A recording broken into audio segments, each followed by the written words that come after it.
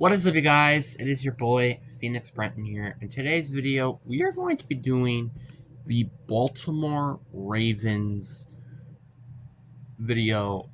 It's been a while since I made any of these, personally, so that's why I kind of want to do it. Before we get today's video, like and subscribe. We are on the road to getting to 700 subscribers. I was just about to say 500 again. And, you know, hit the bell icon so when you guys do see your favorite team, like let's say my favorite team is Seahawks, for example, which it is, you'll see it in the notifications, or you will see it in my playlist, which I've recently just updated by the time I'm recording this video because I have not been updating it as of recently. But anyway, enough said. Let's get into the video.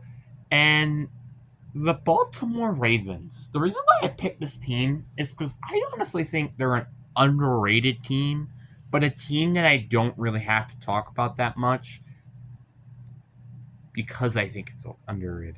Now, you can honestly say that the Ravens are the best team in the AFC North. I think everybody can agree with that. Like, no offense, but like the Bengals defense is a mess. The Steelers are a constant 9-8 team, which the Ravens always do better. And the Browns are, well, they're the Browns. They usually suck every single week. That's kind of how that plays out. It's so weird to me that I think the AFC North is a tough, but not very that tough at the division. Because it's like, on the one hand, I don't want to say there's any team that can get a first overall pick. But on the other hand, I can't really say that any of these teams, maybe besides the Ravens, that are legit Super Bowl contenders. It's not like the NFC North where you have like actually some teams that can compete for the Super Bowl and all of them compete for the playoffs, while the NFC North where it's, you know, kind of a worse version of the NFC North. To be honest, it kind of is. Besides the point, the Ravens are easily the best team in the AFC North, and I think this might be a bit of a bold opinion. I think they're the best team in the North. Now, people could probably say, oh, the Lions are better because they had so many injuries last year. It doesn't give you an excuse to get embarrassed against the Commanders, though. Especially when you had a bye week. It doesn't give you that as an excuse. And it also doesn't give an excuse for Jared Goff to have one of his worst performing games of that season. It just doesn't really give that as an excuse. And before you say the Packers are better, no, they aren't. Because their defense has a lot of question marks. Which, yeah, you could probably say this team kind of does have some question marks on defense themselves, but at least they have a bona fide offense that is actually going really well. I felt like if it weren't, for example, the drop, for example, in the Mark Andrews during that playoff game, they could have 100% won that game and then probably gone on to the championship game, which they could have potentially won. Which, yeah, I don't think they're going to have won the Super Bowl, though, for sure, but probably would have been closer than it was. But that's besides the point. So, looking at their free agency, they didn't have a big free agency, but they didn't also have a small free agency. Like, for example, they signed in players like DeAndre Hopkins and Jair Alexander and Charmin Luzier. I think these were very good signings. Like, I think they did kind of need some veteran experience in the receiving corps, which is what DeAndre Hopkins brings. Jair Alexander, when healthy, he's a very good corner, so you can't deny that's a pretty good signing, especially when it's a one-year deal worth $4 million. And Chamara Wouzier, it's almost the same thing as Jair. I feel like when healthy, he's a good corner, blah, blah, blah. Roddy Stanley was a very good extension. Rashawn Bateman, I think, had a good extension.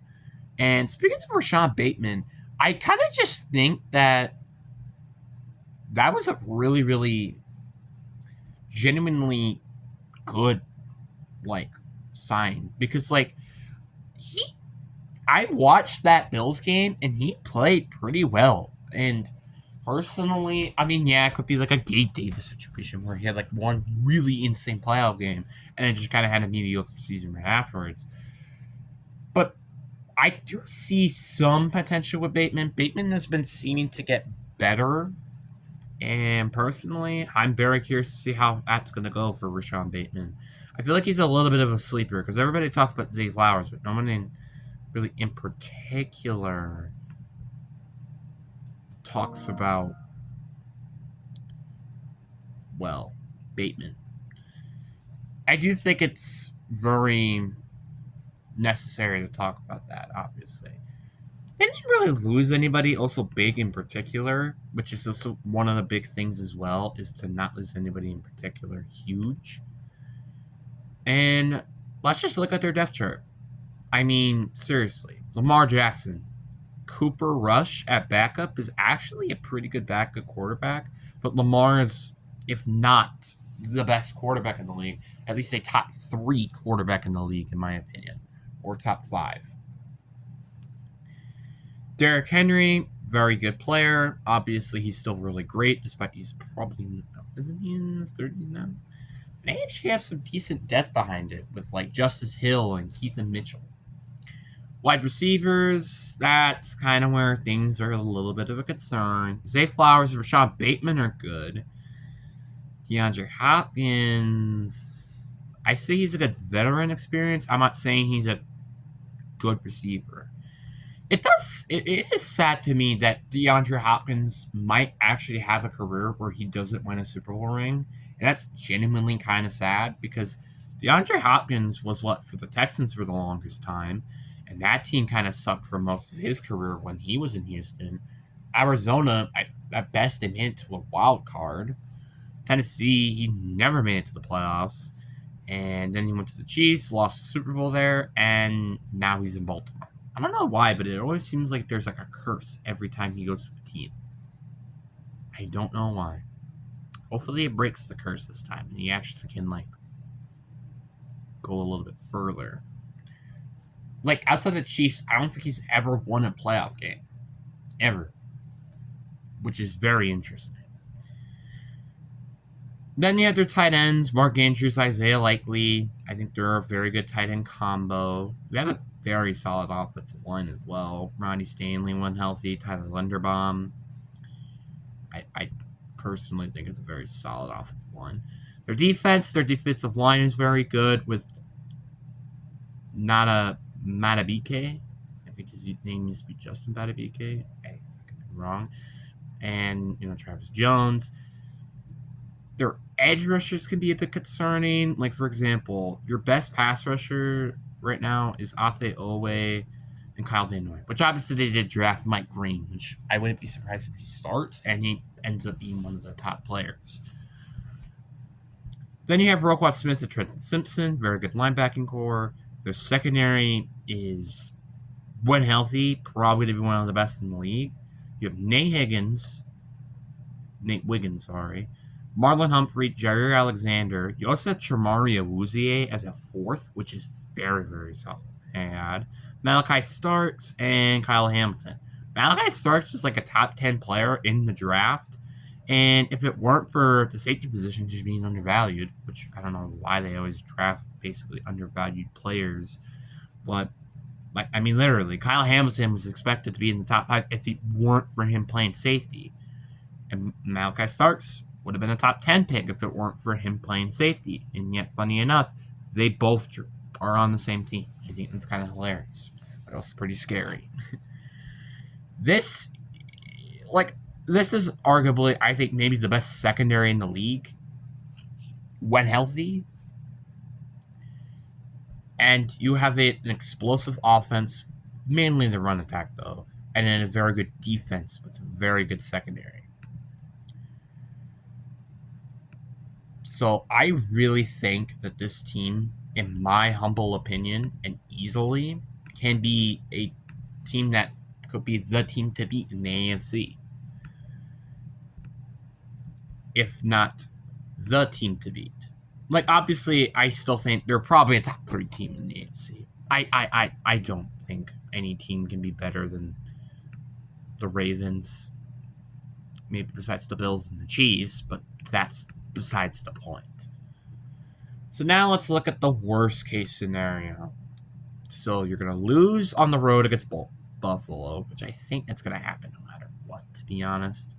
You're going to win at home against Cleveland, obviously. Then you're going to lose to Detroit at home. You're going to lose to KC on the road. You're going to get the win against Houston at home. The Rams will beat you, though, at home. You beat the Bears at home. The Dolphins will beat you when you're on the road. The Vikings will beat you. The Browns will beat you at home. Then you kind of... Then they go on a little bit of a win streak, win against the Jets, win against the Bengals, and the Steelers at home. Then you lose to the Bengals on the road. Then you beat the Patriots. I think you do beat Green Bay. Actually, no, Green Bay will beat you on the road. And Steelers will beat you at home. So worst case scenario, I have this team going... Where are they? They go 7-10.